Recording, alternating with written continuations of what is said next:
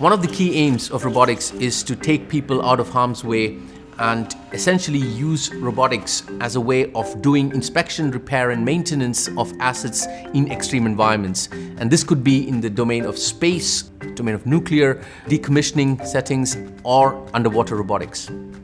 Navigating in complex, uneven terrain and interacting with the environment, things like opening a door, pushing a button, turning a valve, is not a trivial thing to achieve using legged systems. And some of the research that we do addresses specifically those challenges and to make it more robust.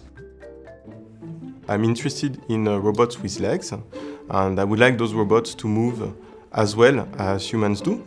And in particular, I'm interested in contact creation. So when humans move, they create contacts all the time with their feet and hands with the environment. And we would like to understand how humans do so that we can transfer those skills to our robots with the hope that they can walk and move as well as humans.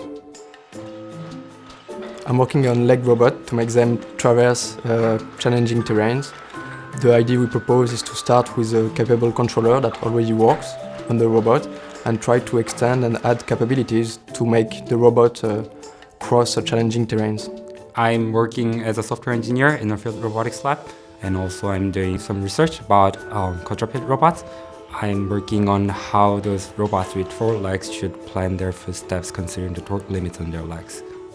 When robots have to perform manipulation and walk simultaneously, they face a lot of uncertainty. One way we can increase the robustness of the system is by taking into account the capabilities of the robot, so its motors and also the contact stability. There are many conditions that we cannot predict.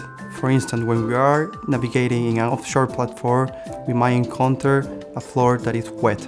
A way of dealing with this kind of uncertainties is by replanning quickly new motions.